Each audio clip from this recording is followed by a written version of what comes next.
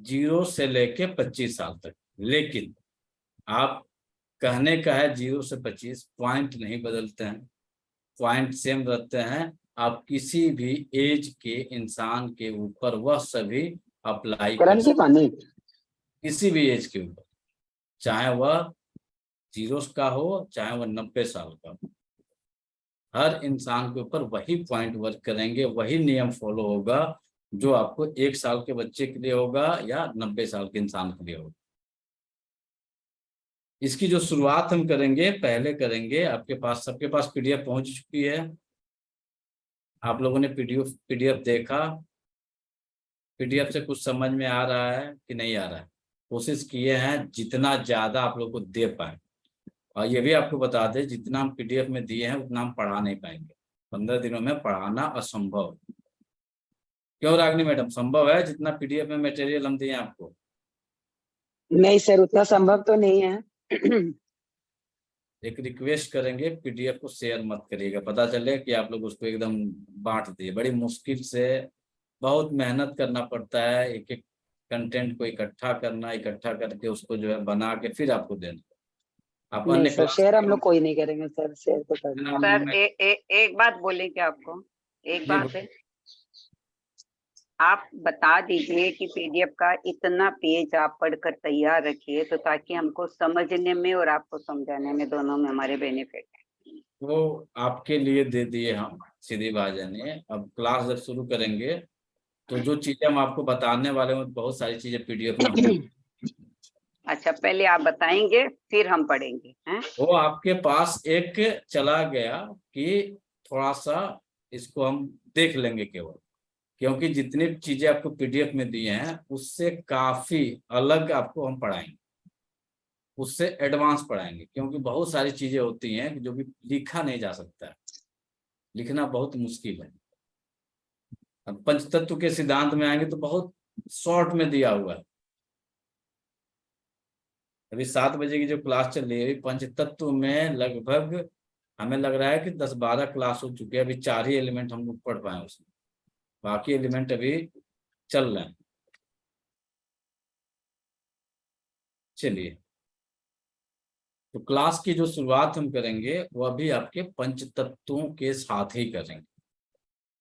पंचतत्व को हम अप्लाई जो करने वाले हैं वह आपको एक प्रेशर में करने वाले हैं, वह आपको वास्तु में करने वाले हैं, वह आपके ज्योतिष में भी करने वाले हैं। क्योंकि बहुत सारे लोगों का स्पेशलाइज जन्म तिथि होता है, स्पेशलाइज जन्म का माह होता है, जन्म का ईयर होता है, और उस ईयर में स्पेशल एनर्जियां होती हैं। हर साल एक स्पेशल एनर्जी होती है। जैसे 2020, 21, 22, 23 कोरोना काल का एज था। अभी इस समय यदि किसी का जन्म हुआ होगा तो क्या एनर्जी रही होगी? जो एनर्जी बनी होगी वही एनर्जी उनकी रह रही होगी। इस तरह से हर एक ईयर का एक एनर्जी अपना वर्क करता है। तो एक ईयर के अकॉर्डिंग जो है हम लोग उसको डायग्नोस बनाएंगे। इनका है कि ज्वाइनिंग नहीं हो रहा है 2 लोग। एक्यूप्रेशर जो वर्क करता है वह आपके पंच तत्व पे वर्क करता है। और प्रकृति जो हमारी बनी हुई है यह भी 5 तत्वों से मिलकर बनी हुई। आप सब में कितने लोग पंच तत्व को पढ़े हैं, थोड़ा सा या ज्यादा? कितने लोग पढ़े हैं? दीक्षा जी?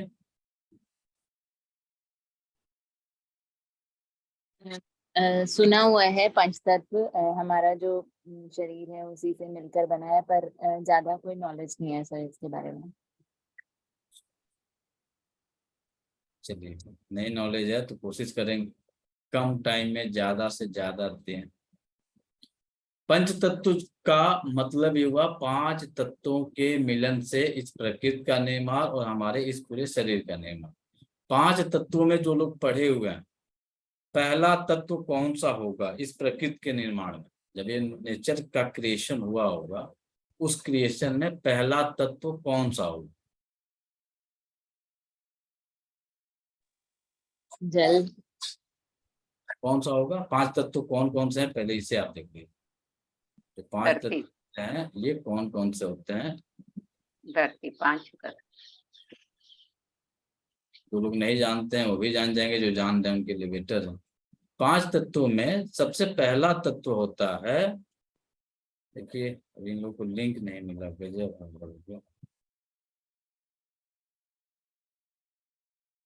पहला तत्व होता है आकाश तत्व,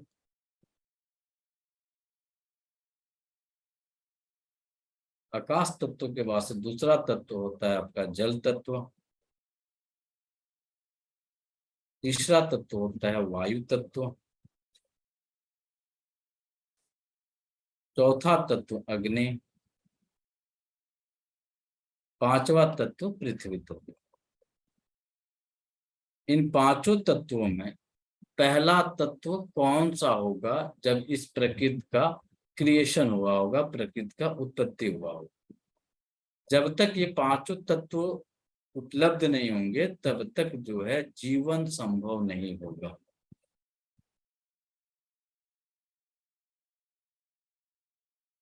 पांच मिल जाएंगे, जीवन संभव हो जाएगा, वहां पे जीव जो है वर्किंग में आ जाएंगे, वह जो है प्रकृति वहां पे वर्क करना शुरू कर देगी।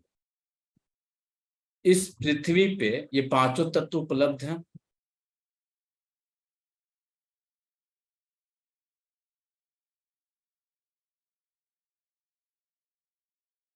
पांचों तत्व उपलब्ध हैं, ठीक। अब इसी ब्रह्मांड में कुछ साल पहले, 1-2 साल पहले भारत सरकार ने चंद्रयान, मंगलयान छोड़ा था। तो मंगलयान की जो खोज चल रही थी, किस पे चल रही थी? इन्हीं 5 तत्वों की उपलब्धता पे मंगलयान जो है रिसर्च कर रहा है कि वहां पे कौन कौन से तत्व उपलब्ध हैं, ये चल रहा था। पांचों तत्व यदि वहां पे उपलब्ध होंगे तो वहां पे भी जीवन संभव हो सकता है, लेकिन वहां पे पांचों तत्व उपलब्ध नहीं। चंद्रमा पे पांचों तत्व उपलब्ध नहीं। तो जब तक पांचों तत्वों की उपलब्धि नहीं होगी, उपलब्धता नहीं मिलेगी, तब तक जीवन संभव नहीं होगा। फिर हमारे शरीर में भी पांचों तत्वों की उपलब्धता होती है, फिर हमारा जीवन जो है जीवन चक्र चलते रहता है।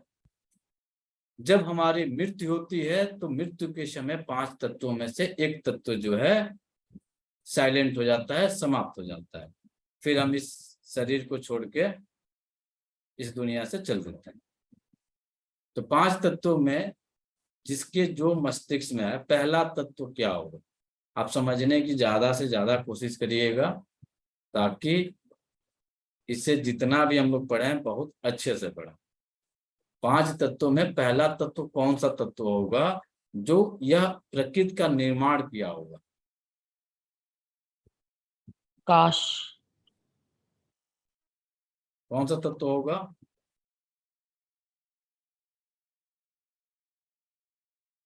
पहला तत्व होता है आकाश तत्व। बहुत रिलैक्स होकर पढ़िए। आप लोग देख रहे हैं अदर लोगों के पास साइलेंट हो जाते हैं, माइक वगैरह बंद करके एकदम चुप लगा जाते हैं, चुपचाप सुनते रहते हैं, लास्ट में क्वेश्चन आता है, सब खत्म हो जाता है। पहला तत्व होता है आकाश तत्व। एकदम रिलैक्स होकर पढ़िए, जिसका जो क्वेश्चन है तुरंत अपने दिमाग से पूछ लीजिए, मन मस्तिष्क। आकाश का मतलब होता है स्पेस, खाली जगह।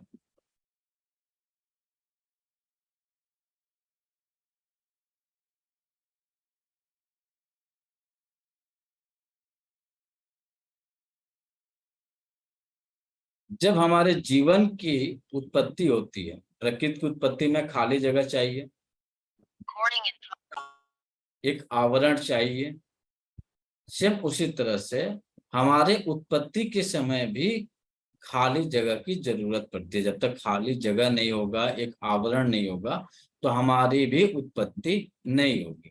तो आकाश तत्व में हमारे शरीर में जो पहला ऑर्गन आता है वह आता है, पुरुषों में नहीं होता है, हमारे जीवन की उत्पत्ति में होता है, वह होता है माँ का गर्भाशय।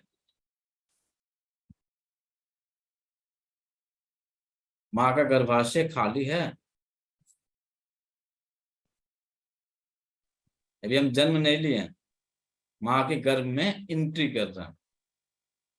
नेचर में आकाश खाली जगह, शरीर में माँ का गर्भाशय, जब तक माँ का गर्भाशय नहीं होगा तब तक हमारे इस जीव आत्मा की माँ के गर्भ में एंट्री नहीं होगी। फिर आता है दूसरा तत्व जल, जिसको हम माफी चाहेंगे कि शॉर्ट में पढ़ा रहे हैं आप लोग को, बहुत डीप नहीं जा रहा। दूसरा तत्व आता है जल। नेचर में जो जल है पानी के रूप में उपलब्ध है, हमारे शरीर में भी पानी के रूप में उपलब्ध है। लेकिन जब हमारी उत्पत्ति की प्रक्रिया होती है तो यहाँ पे देखिए क्या माँ के गर्भाशय में जल की एंट्री होती है?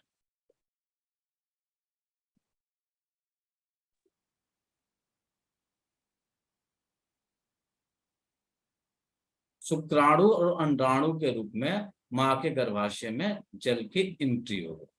दो तत्व मिले। फिर आता है तीसरा तत्व वायु।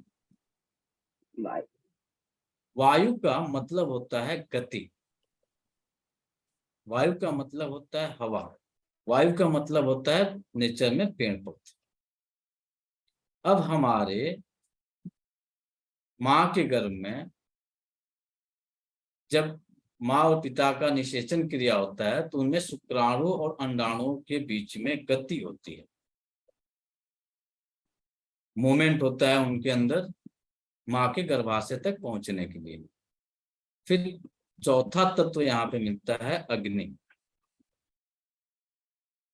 नेचर में जब तक गति नहीं होगा, घर्षण नहीं होगा, तब तक अग्नि की उत्पत्ति नहीं होगी। पाषाण काल में देखेंगे कि पत्थरों को रगड़ के आग की उत्पत्ति की जाती थी। पेड़ पौधों के घर्षण होते थे तो घर्षण के कारण जंगलों में आग लग जाते थे। सेम वही कंडीशन माँ के गर्भाशय में शुक्राणु और अंडाणुओं के अंदर गति हुई और उनमें बहुत सारे शुक्राणु अंडाणु जल के राख हो गए। एक शुक्राणु और एक अंडाणु एक्स और वाई मिलते हैं तब जो है जीवन की शुरुआत होती है, बच्चे की जन्म की प्रक्रिया शुरू होती है। अब यहाँ पे क्या हुआ, गति हुई, गति के बाद से इनके अंदर लड़ाई झगड़े हुए। लड़ाई झगड़े का मतलब एक दूसरे को भागते हैं तो बहुत सारे अंडाणु शुक्राणु जो है डेड कर जाता है, तो लड़ाई झगड़े की गति होती है। फिर लास्ट में बनता है यहाँ पे आग लगी, आग लगने के बाद से राख मिलता है और राख हमें पृथ्वी तत्व को इंडिकेट करती है। राख क्या है? स्थिर है। माँ के गर्भ में एक भ्रूण के रूप में हमारी जीवन की चक्र की शुरुआत हो जाती है। 5 तत्व आपके जन्म की प्रक्रिया में मिले, यही कंडीशन है कि अलग कंडीशन होता है?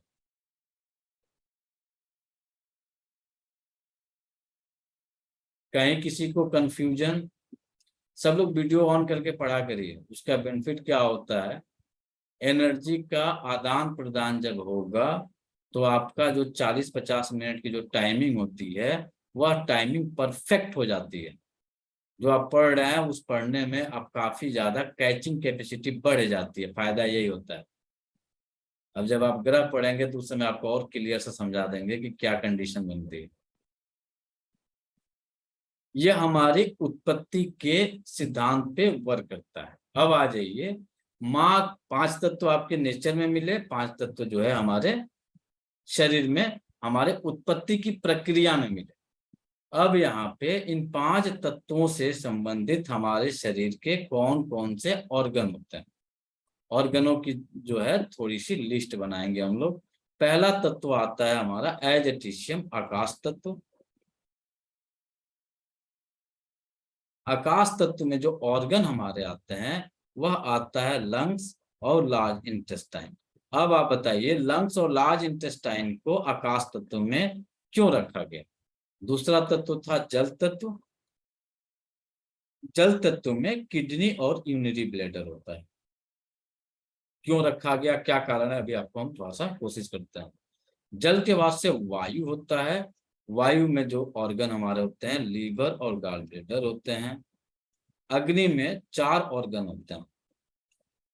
हार्ट होता है, छोटी आंत होती है, हृदयावरण होता है और ब्रेन और आपका स्पाइनल कॉर्ड होता है। 5वां है पृथ्वी। और पृथ्वी तत्व में आता है हमारा स्टमक और स्प्लीन। अब यहाँ पे जब हमारी माँ के गर्भ में थे, 5 तत्व था। माँ के गर्भ से जब हम बाहर आते हैं, फिर यहाँ पे 5 तत्व वर्क करना शुरू करता है। वो 5 तत्व कैसे वर्क करता है?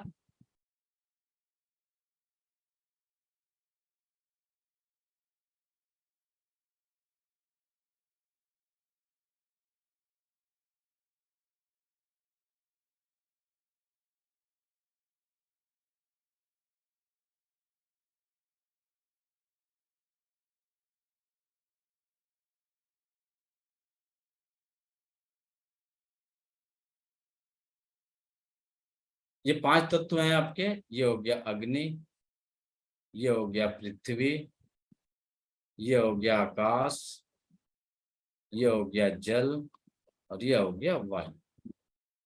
ठीक। ऑर्गन हमारे 12 हैं। 12 ऑर्गन में माँ के गर्भ से बाहर आने के बाद से सबसे पहली प्रक्रिया क्या होती है? कोई बताएंगे सबसे पहली प्रक्रिया क्या होती है? माँ के गर्भ से जब हम बाहर आते हैं तो रोता है। रोने की। रोने की। और बच्चे रोते हैं। बच्चे रोते हैं। और कोई बताएं? रोते तो हैं।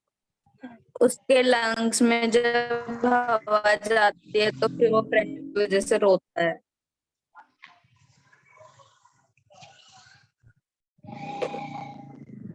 नीता जी, बच्चा क्यों रोता है?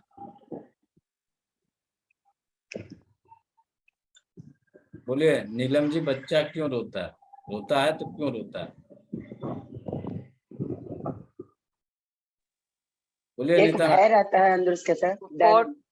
कोड मिला हुआ रहता है ना, मणिपुर चक्र से, माँ के कोड से, बच्चे की नाभि से कोड मिला हुआ रहता है। शौक में होता है इसलिए रोता है। बच्चा क्यों रोता है? शौक में होता है। चौक में होता है, माँ के गर्भ शौक में है में। तो। ठीक है। और आप हम क्यों रोते हैं? कभी रोते हैं ना? क्यों रोते हैं? सर उसके अंदर एक भय होता है, अचानक से दूसरे दुनिया में आता है तो। जो दुनिया में रहता है उसी दुनिया में वो 2 साल तक रहता है। जिस समय माँ के गर्भ में रहता है ना, वो दुनिया उसकी 2 हाँ। साल तक आपके आध्यात्मिक दृष्टिकोण से माना जाता है कि बच्चे के 2 साल तक मेमोरी उसकी वही रहती है, पिछले जन्मों की रहती है। बच्चा रोता है तो क्यों रोता है? आप हम रोते हैं तो क्यों रोते हैं? आपको हिंट भी दे रहे हैं। आप हम रोते हैं ना जीवन में अपने, तो क्यों रोते हैं? दुख सुख का शौक दुख सुख का अनुभव होता है, इसीलिए दुख सुख का अनुभव होता है तो रोते हैं। ठीक है। रोना और हंसना दोनों होता है उसमें। ठीक है, रोना हंसना होता है, लेकिन यहाँ पे माँ के गर्भ से जब हम बाहर आए हैं तो केवल रो रहे हैं। चंचल जी बताइए क्यों रोता है बच्चा? सब लोग रोया है, सब लोग पिछली रोया दुनिया से इस दुनिया में कष्ट होता है, अब इस डर के- दुनिया में आए हैं तो कष्ट के कारण। डर के कारण। दर्द के कारण रोता है। रोने का एक ही रीजन होता है, वह होता है दर्द। दूसरा कोई कारण नहीं। केवल चाहे छोटा इंसान हो, अब यहाँ पे 0 का हो या 90 साल का हो, जब जब दर्द होगा तब तब इंसान रोएगा। बिना दर्द का कोई नहीं रोएगा। वह दर्द उसका फिजिकल हो या मेटाफिजिकल हो, जब दर्द होगा तभी रोएगा। अब यहाँ पे बच्चे को केवल दर्द होती है, इस दुनिया से कोई लेना देना नहीं, कोई मतलब नहीं बनता है। माँ के गर्भ में ये बताया जाता है कि माँ का गर्भ जो है अंधकार से भरा रहता है, जब प्रकाश में आता है तो रोता है। 100% गलत है। रोने का एक ही कारण है पूरे जीवन काल में, जब जब आपको दर्द होगा तभी आप रोइएगा। बिना दर्द के आप रो नहीं सकते हैं। तो उस बच्चे को दर्द नहीं है, तो दर्द का ऑर्गन जानते हैं क्या होता है? बच्चे अब आप लोग बताइए, माँ के गर्भ में रहता है तो बच्चा ऑक्सीजन या सांसें लेता है? सांस चलती है उसकी? नहीं। चलती है?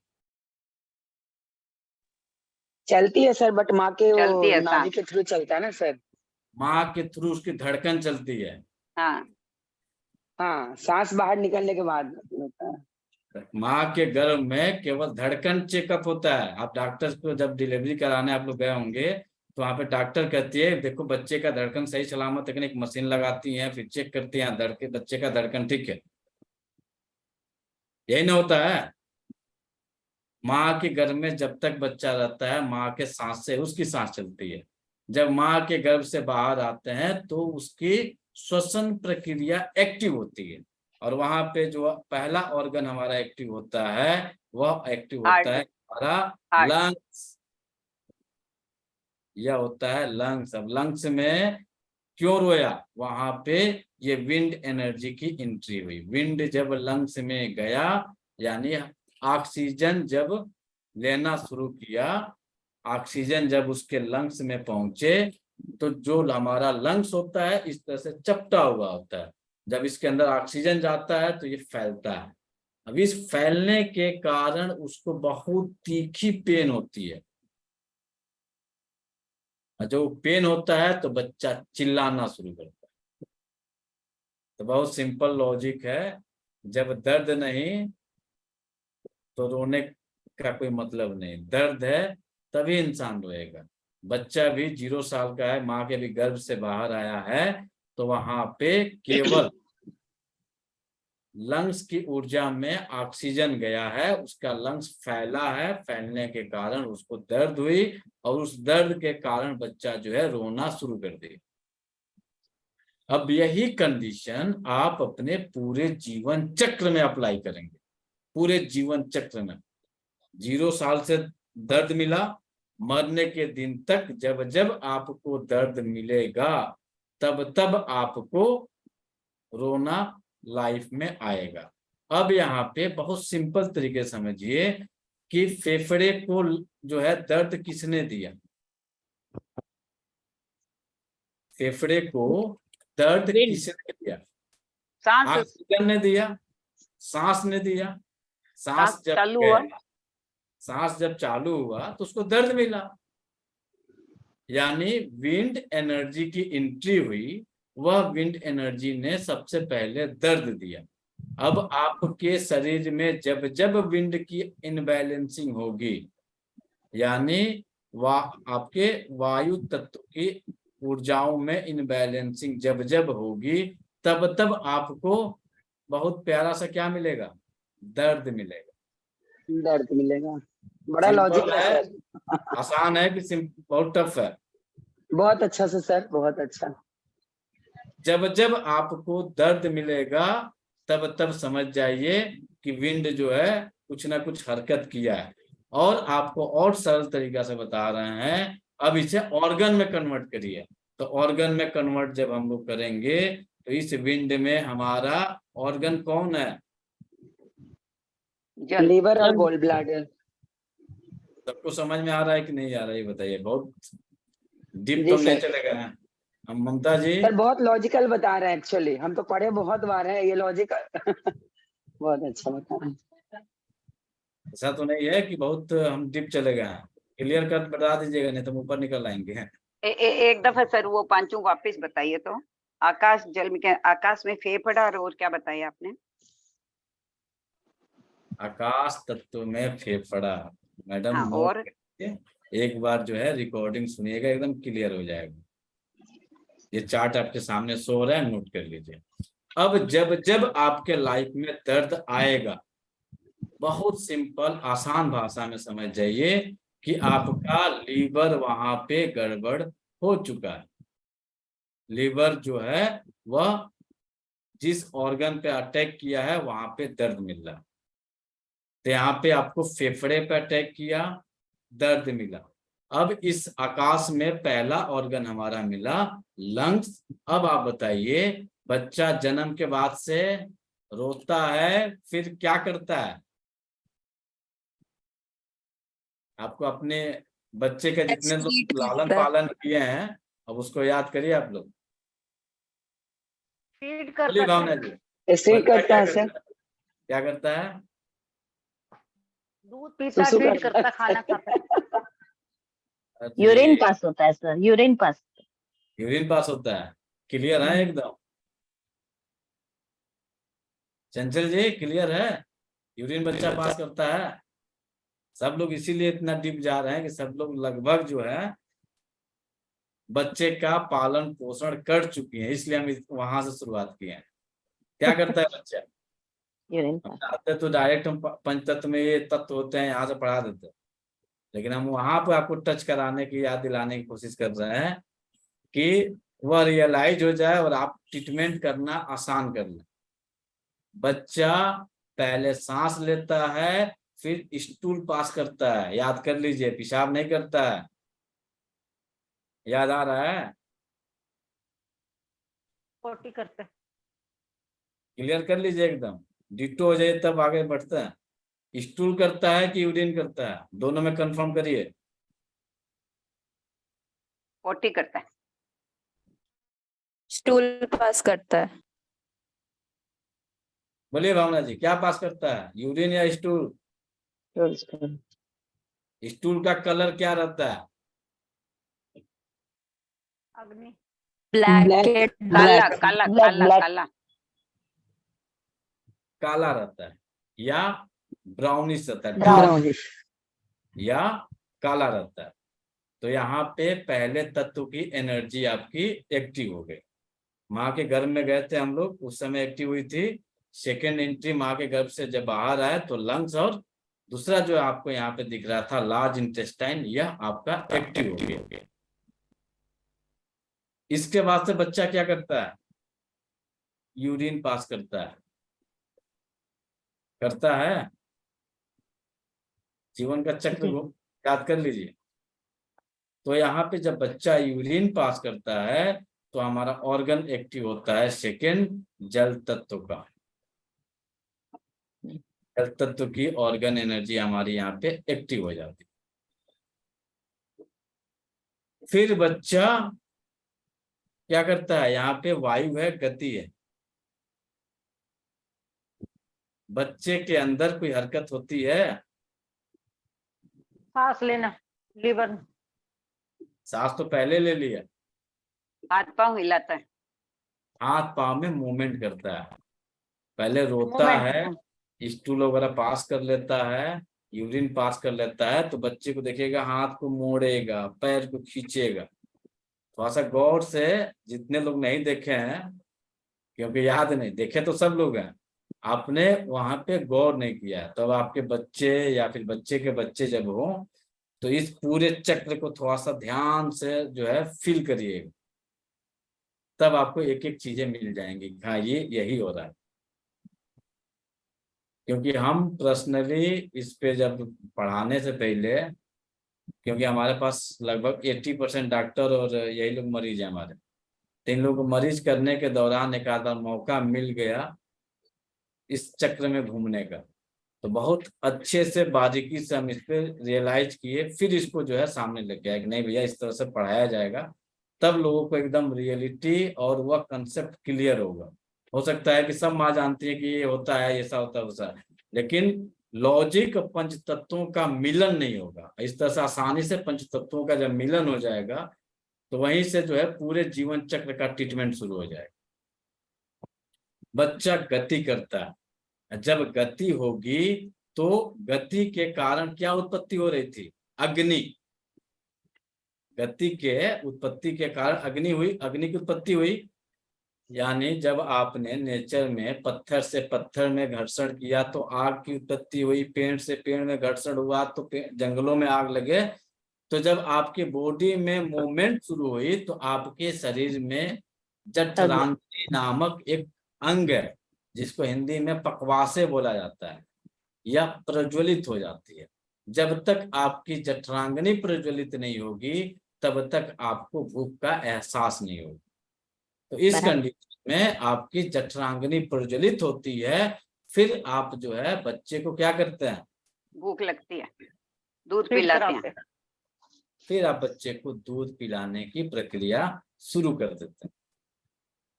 डायरेक्ट माँ के गर्भ से बाहर आते ही आप दूध नहीं पिला सकते हैं। माँ के गर्भ से बाहर आते ही वह चुप नहीं रह सकता है। फिर जब बच्चा दूध पीता है तो उसके बाद से क्या होगा? चुप रहता है। पृथ्वी तत्व है, स्थिर है, दूध बच्चा पी लेता है, आंखें बंद करता है, सो जाता है। फिर उसकी जब ये एनर्जी में, फिर उसके आगे जब बढ़ता है, फिर जो देखिए चक्र कैसे घूम रहा है, यहां तक गया, अर्थ आया, यहां तक आया तो इसने दूध पी लिया, ठीक है। अब फिर इसके बाद से ये दूध पी के क्या कर गया, सो गया। सोने के बाद से फिर जब उठता है तो फिर यह बच्चा क्या करता है, फिर स्टूल पास करेगा, फिर तो या फिर स्मॉल पोटी क्रिया करता है। पोटी यूरिन सुसु पास सब करेगा। करेगा, सब करेगा। और फिर यह चक्र जो है ये बार बार बार बार जीवन में घूमते रहेगा। देखिए सर, एक दफा आप ये बताइए, क्लियर समझ सांस का तत्व कौन सा हुआ बताइए। क्या हुआ तो सांस का जो फर्स्ट था, बच्चा पैदा हुआ तो पहले सांस, फिर पोटी, फिर पेशाब, फिर हाथ पांव हिलाना, फिर जल, अग्नि। तो सांस के अंदर में फेफड़ा चालू हुआ तो आकाश का हुआ ना, आकाश तत्व चालू हुआ। आकाश तत्व एक्टिव हो गया। एक्टिव किसने किया, आकाश, विंड ने किया। अब बाकी अब जितने लोग एक्यूप्रेशर या फिर पंचतत्व वाले पढ़ाने वाले होते हैं, वो डायरेक्ट आपको वायु तत्व से ही पढ़ाते हैं। मतलब क्यों पेशाब वायु का हो गया क्या, पेशाब पानी का हुआ। पेशाब पानी का हुआ, पानी ही निकल रहा है ना पेशाब में। हाँ, और हाथ पांव हिला, विंड हुआ, गति हो रही है।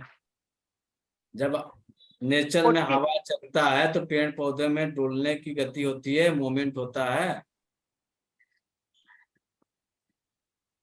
जैसे हम फुर्ती से काम करते हैं तो वो वायु तत्व।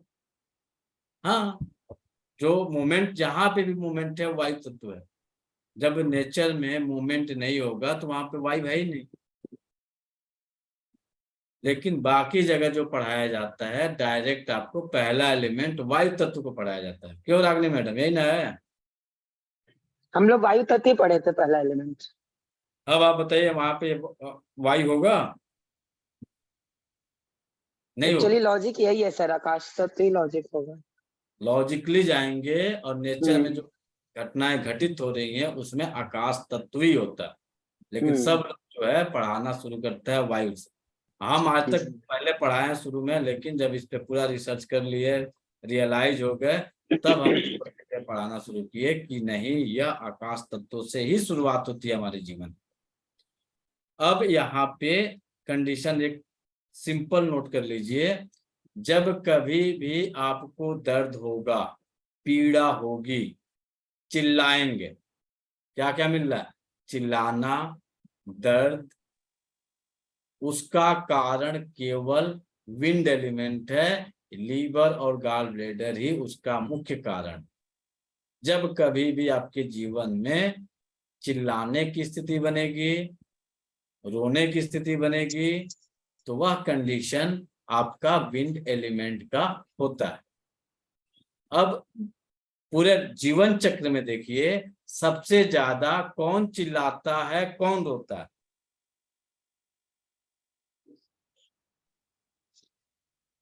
छोटा बच्चा क्या सर। क्या पता है। पूरे जीवन सर, चक्र में कौन चिल्लाता है, कौन रोता है? गॉल ब्लैडर और कौन सा बताया सर, लीवर बताया आपने। सूरज मैडम, आपको नोट्स बनाना है, एक बार आप रिकॉर्डिंग सुन के नोट्स बनाइएगा। इस समय कोशिश करिए केवल सुनने की। रिकॉर्डिंग जाएगी, रिकॉर्डिंग से आप बैठ के एकदम रिलैक्स से नोट बना लीजिए। अब आप बताइए, नेचर के अकॉर्डिंग या जनरल,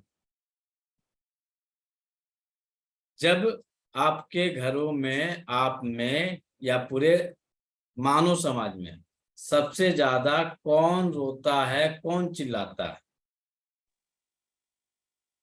जी सर, विंड ज्यादा होगा सर। चिल्लाता कौन है?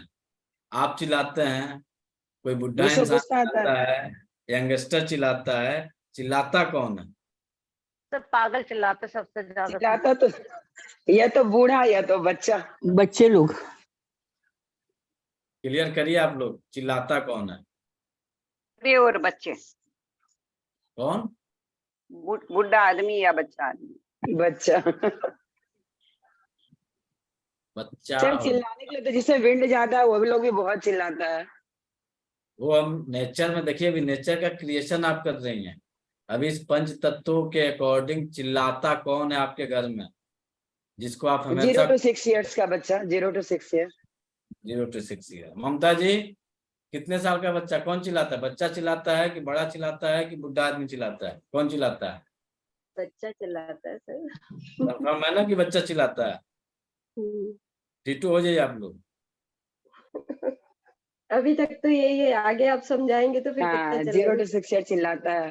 नहीं वो कुछ भाई, बोल नहीं पाता सर, तो चिल्ला के ही एक्सप्रेशन देता है ना ज्यादा। आप सभी लोग जीवन के उस पड़ाव में हैं कि आपने बुढ़ापा में। लगभग अपने जीवन को मिनिमम 40 साल जी चुके हैं। मिनिमम 40 साल आप लोगों ने जी चुका है।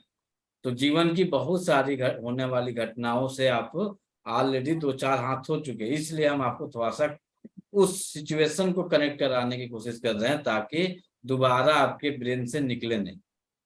तो चिल्लाने वाली जो प्रक्रिया होती है ना, वह होती है 0 साल से लेके 10 साल तक।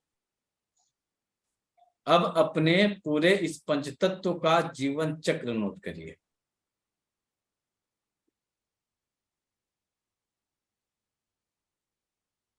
जन्म लिए तो चिल्लाए, तो चिल्लाने का जो कारक था वह था आपका वायु तत्व।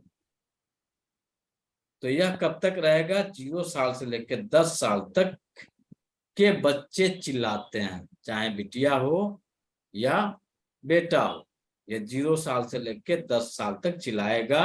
कंडीशन अलग अलग अप्लाई होगा। अब यहाँ पे देखेंगे, 0 से लेकर 2 साल तक बच्चा अच्छे से बोल नहीं पाता है, उसको भूख लगती है तो रोना शुरू करता है।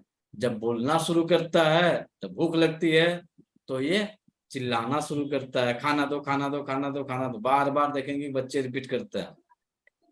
कूदते हैं, फांदते हैं, दौड़ते हैं, सबसे ज्यादा पूरे दिन घर में मूवमेंट करते रहते हैं। तो यह कंडीशन है 0 साल से लेकर 10 साल तक। पूरे जीवन चक्र पंचतत्व पे आधारित। ठीक, अब बताइए 10 साल के बाद से 20 साल के बीच में बच्चे क्या करते हैं? इसके बाद से आता है अग्नि तत्व। बच्चों के अंदर बहुत ज्यादा खुशी, लड़ाई झगड़ा भी बहुत ज्यादा करते हैं।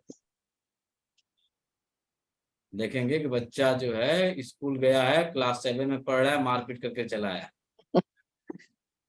बच्चा जो है स्कूल में गया है और बहुत खुश होकर रह रहा है। तो खुशी है, लड़ाई झगड़ा दोनों जो है 10 से 20 साल के एज में होता है। और आप लोग भी अपने बच्चों के साथ देख लिए होंगे कि इस एज में ये क्या करता है।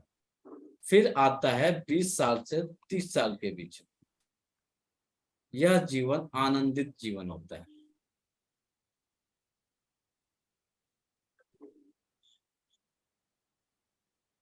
या खुशी या फिर हैप्पी टाइम का जीवन रहता है। क्यों? यदि एनर्जी अपने सही एलिमेंट, सही बेस में चल रही है, तो 20 साल से 30 साल के बीच में आपका बच्चा क्या करता है? खुश रहता है। पढ़ाई। पढ़ाई। प्रैक्टिकल बताइए मैडम, ये किताबी ज्ञान से अलग हटके नहीं, प्रैक्टिकल बताइए। 20 साल से 30 साल तक का बच्चा वह अपने कैरियर पे फोकस किया रहता है, एनर्जी बैलेंस है तो वह पढ़ता है। 20 साल से लेकर 30 साल के बीच में उसे अच्छी जॉब मिल जाती है। 20 साल से 30 साल के बीच में उसकी शादी हो जाती है। वह अपने लाइफ को लेकर एंजॉय करता है। सही है। अब कोई 50 साल में शादी करे तो उसका थोड़ा ना कोई लेना देना। आज का सिचुएशन बना है 50 साल 40 साल में शादी, ये शादी का थोड़ा ना। शादी का मैक्सिमम एज जो है वो आपका 30 साल है। 30 साल तक आपकी शादी हो जानी चाहिए। 30 साल के बीच में जो एनर्जी रहती है, जॉय एनर्जी रहती है, एंजॉयमेंट की एनर्जी रहती है, आनंदित एनर्जी रहती है, हैप्पी एनर्जी रहती है। अब इसमें यदि कुछ गड़बड़ी हो रही है तो इन पंच तत्वों की ऊर्जाओं में इनबैलेंसिंग होती है। बहुत सिंपल आसान लॉजिक समझ जाइए। कौन सी एनर्जी? अब आ रहा है कौन भाई, से तत्व? आ रहा है, जल्दबाजी नहीं, पढ़ना है अभी, लंबा पढ़ना है, रिलैक्स रहिए। इन पांचों की ही एनर्जियों में इनबैलेंसिंग होगी। जो परफेक्ट एनर्जी है तो वह 10 साल से लेके 30 साल तक की लाइफ को बहुत इंजॉयफुल जीवन जिएगा। कहीं माँ बाप के साथ उसकी लड़ाई झगड़े नहीं होंगे, कभी भी माँ बाप के साथ जो है उसकी आवाज तेज नहीं होगी। ऊर्जा इनबैलेंस हो जाएगी तो उसको माँ बाप के साथ क्या होगा, लड़ाई होंगे, झगड़े होंगे, दुखी होंगे, बात नहीं होगी। अब आज के डेट में जो माँ बाप परेशान है, सबसे ज्यादा 2 कंडीशन में माँ बाप परेशान है। 10 साल तक कोई माँ बाप परेशान नहीं रह रहा है। जो माँ बाप को परेशानियों का कारण बन रहा है 10 साल से लेकर 30 साल के बीच का एज जो है, बच्चे को संभालना, बच्चे को बहुत केयरिंग करना, यही एज होता है। हमने कहा जिसकी एनर्जी बैलेंस रहेगी वह अपने लाइफ को एंजॉय करेगा, आनंदित रहेगा। अब इसी एज में एक उदाहरण देते हैं कि किसी को दर्द मिलता है, फिजिकल या मेटाफिजिकल, तो उसमें कौन सा एनर्जी काम कर गया कि दर्द देना शुरू कर दिया? वायु। बोलिए नीतू जी, नीला मैडम बताइए, नीता जी। अग्नि। अग्नि। कौन? सर लीवर में फायर एलिमेंट जब बढ़ता है तो। नीता जी बताइए, नीता मेहता जी बताइए, कौन सा एलिमेंट एंट्री करेगा तो माँ में, पिता में, बहन में, भाइयों में क्या होगा, दर्द पैदा होगा और रोने की प्रक्रिया शुरू हो जाती है। होती है घरों में ना? हाँ जी सर। होती है। होती है। कौन सा एलिमेंट है वो? नेताजी वायु। बताइए, कौन सा वायु। एलिमेंट है? वायु। वायु। अब आपके बच्चे के अंदर वायु की ऊर्जा बढ़ जाएगी, यानी उसका लीवर गड़बड़ हो जाएगा, गॉल ब्लैडर गड़बड़ हो जाएगा। बीमार कौन होगा? Gall bladder. बीमार कौन होगा? लीवर। घर में क्या करेगा? तांडव। आप कहेंगे कि मेरा बच्चा ही बदमाश है, यही मुझे तकलीफ देता है, यही मुझे रुलाता है, लेकिन बीमार कौन पड़ा है? उसका लीवर बीमार पड़ा है, उसका गॉल ब्लैडर बीमार पड़ा है। और आप क्या करते हैं? बच्चे को मारते हैं, बच्चे को पीटते हैं। जब बच्चा बीमार होता है तब आप डॉक्टर के पास जाते हैं, तो डॉक्टर साहब एक लीवर टॉनिक देते हैं, तो बच्चे को दवा पिलाइए, बच्चा ठीक हो जाएगा। कभी कभी बच्चा ठीक भी हो जाता है और कभी कभी बच्चा नहीं ठीक होता है और बिगड़ जाता है कंडीशन। कभी कभी थोड़ा सा और आप बहुत कॉन्शियस हैं तो उस बच्चे को लेके जाते हैं बड़े हॉस्पिटल में, चलो बच्चे का टेस्ट कराते हैं, बेचारा टेस्ट में कुछ भी नहीं मिलता है। बताइए, कोई रो रहा है, क्यों रो रहा है? किसी पैथोलॉजी टेस्ट में आएगा? अभी मुझे रोने की, रो रहे हैं अभी हम, जाइए हमारा ब्लड टेस्ट कराइए, हमारा सीटी स्कैन कराइए, पता चलेगा कि हम क्यों रो रहे हैं, हमारा कौन सा ऑर्गन में क्या गड़बड़ी हुई है, पता चलेगा तो बताइए। ये पता नहीं लगता। अभी साइंस वहां तक नहीं पहुंचा है कि हम रो रहे हैं तो क्यों रो रहे हैं, हमारे ऑर्गन में कौन सा ऑर्गन बढ़ गया है, कौन सा ऑर्गन घट गया है, ब्लड केमिकल में कौन सा केमिकल बढ़ गया है, कौन सा केमिकल घट गया है टेस्ट में, किसी टेस्ट में निकलता है। इसका डायग्नोस आप इन पंच तत्वों के आधार पे कर लेंगे। जब भी आपका बच्चा ऊंची आवाज में बोलने लगे, जब आपका बच्चा आपके सामने लड़ाई झगड़ा करने लगे, जब आपका बच्चा जो है रोने लगे, ज्यादा चिल्लाने लगे, समझ जाइए किसका लीवर गड़बड़ है। बच्चा मेरा गड़बड़ नहीं है, मेरा बच्चा वही एनर्जी है जो हमको प्यार करता था, जिससे हम प्यार करते थे, लेकिन आज मेरा बच्चा मुझे जवाब दे रहा है, आज मेरा बच्चा चिल्ला रहा है मेरे ऊपर, तो बच्चे की एनर्जी में गड़बड़ी नहीं है, उसके लीवर को ट्रीट करने की जरूरत है, उसके गॉलब्लैडर को ट्रीट करने की जरूरत है। अब आप बताइए, इस तरह से यदि डायग्नोस आप लोग बनाएंगे तो क्या आपका बच्चा गड़बड़ हो जाएगा?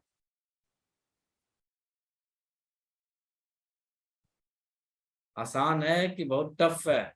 अपने बच्चे को केवल एक एलिमेंट पर हम बात कर रहे हैं, बच्चा चिल्ला रहा है मम्मी के ऊपर, पापा के ऊपर, बच्चा लड़ाई झगड़ा कर रहा है, बच्चा जो है पॉकेट मनी के लिए उनको अपशब्द का प्रयोग कर रहा है, गालियां दे रहा है, तो यह क्या इंडिकेशन है? उसका विंड की ऊर्जा में बढ़ोतरी हो गई है। उसके जब विंड बढ़ेगा तो देखिए यहाँ पे तकलीफ किसको दिया था, लॉजिकली सोचिएगा, ये आपका विंड था, ठीक है, ये गया किसके पास था? मेटल के पास गया था ना। मेटल के अंदर विंड यानी ऑक्सीजन बन के लंग्स में गया था, ठीक है। तो जब लंग्स में गया तो आप चिल्लाना शुरू किए, राइट। लंग्स में जब हवा गया, ऑक्सीजन गया, तो बच्चा चिल्लाने लगा। तो यानी एक तो विंड एक्सेस होगा, यानी लीवर की एनर्जी बढ़ी रहेगी। और बीमारी कहाँ पे दिखेगी? तो बीमारी दिखेगी बच्चे को बार बार सर्दी हो रही है, बच्चे को खराश हो रहा है, बच्चे को साइनस है, बच्चे का गला जो है, गले में दर्द रह रही है, बच्चे को स्टूल क्लियर नहीं हो रहा है, बच्चे को कब्ज रह रहा है। आपका यहाँ पे ध्यान जाएगा नहीं, आपका सीधे ध्यान जाएगा कि मेरा बच्चा जो है चिल्ला रहा है हमारे ऊपर, ये बदमाश हो गया। हर माँ बाप यही कहते हैं, मेरी बात नहीं मानता है, बात को नहीं सुनता है। लेकिन कोई माँ बाप कहते हैं कि हमारे बच्चा जो है उसका स्टूल क्लियर हुआ कि नहीं हुआ, उसको साइनस हो रही है तो क्यों साइनस हो रही है, उसको गले में खराश हो रही है तो क्यों खराश हो रही है, क्या हुआ है कि खराश हो रही है। तो यहाँ पे किसी का नेचर काम नहीं करता, सीधे डायरेक्ट जाएंगे, भैया ये दवा खिला दो ठीक हो जाए। एनर्जी को बैलेंस करने के बारे में कभी नहीं सोचते हैं। तो आज से आप 2 एलिमेंट पे आज सोचना शुरू कर दिए। जितने लोगों के बच्चे चिल्ला रहे हैं, केवल उनके 4 बीमारी को आप नोट करिए, इस पे आप कनेक्ट करिएगा। जितने लोगों के बच्चे चिल्ला रहे हैं, जितने लोगों के बच्चे जवाब दे रहे हैं, तो इन 4-5 लक्षणों को चेक करिएगा, नोट करिए। पहला लक्षण मिलेगा, बच्चा सुबह सो के उठेगा तो बेड से उठ के आके सोफे पे सो जाएगा, या आलसी हो जाएगा, सुस्ती रहेगा बच्चे के अंदर। चाहे बच्चा 3 साल का हो, चाहे बच्चा 25 साल का हो, चाहे बच्चा 30 साल का हो, बेड से उठेगा सोफे पे आके सो जाएगा। वह 7 बजे के बाद शौच क्रिया के लिए जाएगा, सुबह के 7 बजे के बाद शौच क्रिया के लिए जाएगा।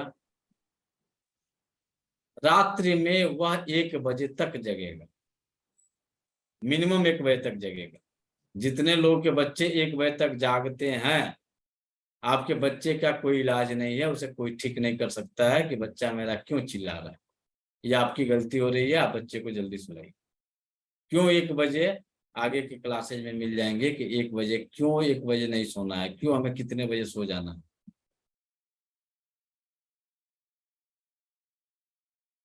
बच्चे को कब्ज रहेगा, बच्चे को अक्सर सुबह सो के उठेगा जब उसे बाहर की हवा लगेगी, फिर यहाँ पे विंड अटैक करेगा।